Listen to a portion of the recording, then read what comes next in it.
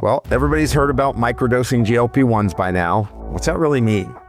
When I think of microdosing, I think of titration. Taking a smaller dose of a GLP-1 to begin with, slowly increasing that dose. So it's a dose significantly lower than what the starting dose is that most people get when they get started on GLP-1s, right? When a lot of people initially got on GLP-1s, they were given pretty large doses and it created a lot of side effects. Why do you microdose or titrate the dose?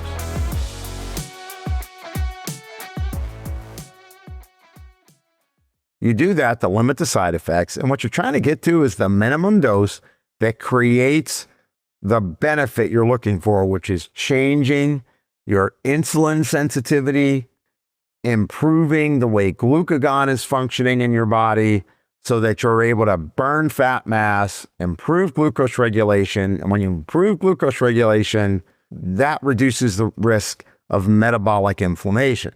A lot of people are saying, oh, I dose it 2 times a week or 3 times a week. My issue around that is the pharmacokinetics of that is that they have a half-life that's pretty long, like 5 to 6 days. So if you're dosing something 3 times a week, and every time you dose it, you're getting 5 days worth, think about how much may be getting built up to when you're on it for 12 weeks.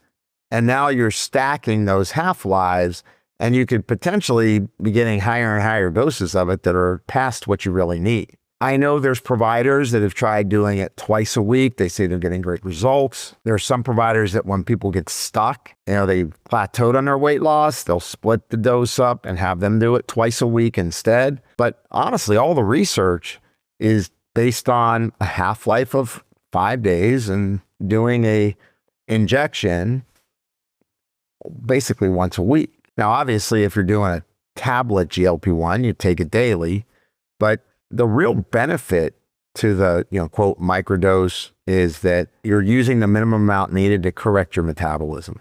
But you've got to get to a critical threshold or dose. That's why that weekly dose at one time gives you more of the active compound to create a steady state. So therefore, dose it once a week, build to that appropriate dose. If it's semaglutide, it's real easy. We teach this, to lots of groups of docs. Start at 100 micrograms, move up after 2 to 3 weeks.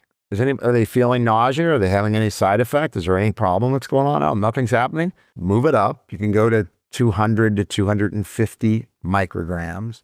And that 250 micrograms, a lot of times people, they're losing weight on that. And that's literally 1/10 of the dose that a lot of times people are given as their start dose. At 1/10 of the dose, they're losing weight. So why not stay there until maybe you plateau for 2 or 3 weeks, and you can take it up another 50 to 100 micrograms.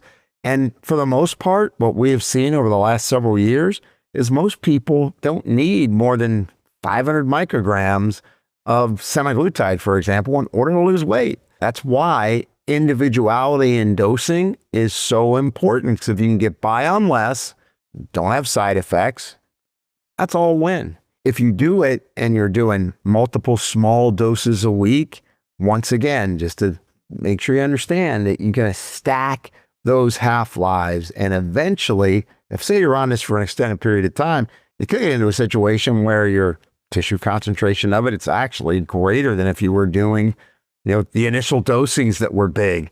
So just keep that in mind. That's why you want to do once a week, titrate the dose, and as you attain your weight loss goal, reverse titrate out and see if your weight holds. And obviously, the better you change your lifestyle, the better you adapt to your foods that are going to be healthy for your metabolism, better chances are you're not going to need that medication.